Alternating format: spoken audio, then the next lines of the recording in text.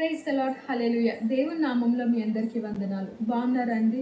చాలాసార్లు మనము ఇతరుల అప్రూవల్స్ కోసము, అవునా, ఇతరుల దగ్గర మంచి అవ్వడం కోసం ఎన్నో చేస్తుంటాం కదా.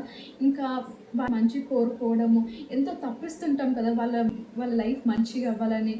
కానీ కొన్ని టైమ్స్ ఏమవుతుంది, మనం ఎంత మంచి కోరుకున్నా కూడా మనం చేయని తప్పుకి మనం బాధ్యులను చేయడం జరుగుతుంది, అవునా. నువ్వు చేయని తప్పుని కూడా నువ్వు చేసావని నేను పాయింట్అవుట్ చేయడం జరుగుతుంది.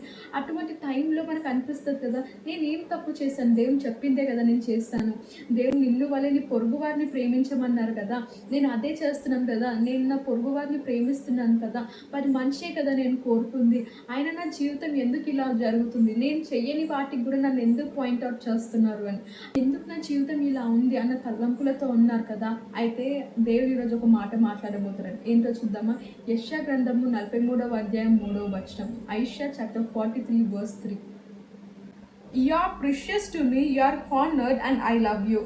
నీవు నా దృష్టికి ప్రియుడవైనందున గనుడవైతివి, నేను నిన్ను ప్రేమించుచున్నాను. హల్లెలూయా. చూసారు కదండి దేవుడు మాట్లాడిన మాట. ఈరోజు అనుకున్నారు కదా, అందరు నన్ను ద్వేషిస్తున్నారు, నేను మంచి కోరుకున్నా సరే నన్ను ద్వేషిస్తున్నారు, నేను చేయని తప్పుకి నిందిస్తున్నారు. నేను ఎంతగానో వాళ్ళ మంచి కోరుకొని వాళ్ళతో మంచిగా ఉండాలని నేను చాలా ప్రయత్నించాను, అందులో భాగంగా నన్ను నేను కోల్పోయానని అనుకుంటున్నారు కదా. అయితే దేవుడు ఈరోజు ఏమంటున్నారంటే, మిమ్మల్ని ఆయన ప్రేమిస్తున్నారంట, మీరు ఆయన దృష్టికి బహుప్రియుడిగా ఉన్నావంట, ఘనమైన వాడిగా నిన్ను చేయబోతున్నారంట, ఆయన నిన్ను హానర్ చేయబోతున్నాడంట, నిన్ను ప్రేమిస్తున్నాడంట.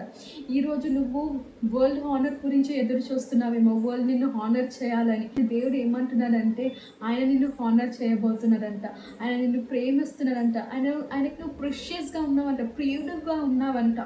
నువ్వు నీ జీవితంలో జరిగే సిచ్యువేషన్స్ బట్టి, అవును, నువ్వు కోల్పోయావేమో, చాలా కోల్పోయావేమో, అది నువ్వు మళ్ళీ రీస్టోర్ చేసుకోలేనని భయపడుతున్నావేమో. కానీ దేవుడు ఏమంటాడంటే, లేదంట, అదంతా కూడా నువ్వు ఆలోచించాల్సిన అవసరం లేదంట. ఆయన నిన్ను ప్రేమిస్తున్నాడంట, నిన్ను హానర్ చేయబోతున్నాడంట. ఇప్పుడు నువ్వు ఉన్న స్థితి జస్ట్ టెంపరీ మాత్రమేనంట.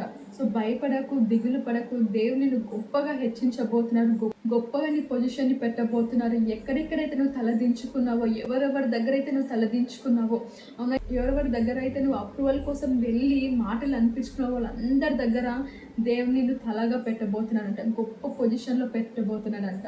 సో నమ్మండి, విశ్వసించండి, దేవుడు చేసే ఘనమైన కార్యాలు ఏంటో చూడండి.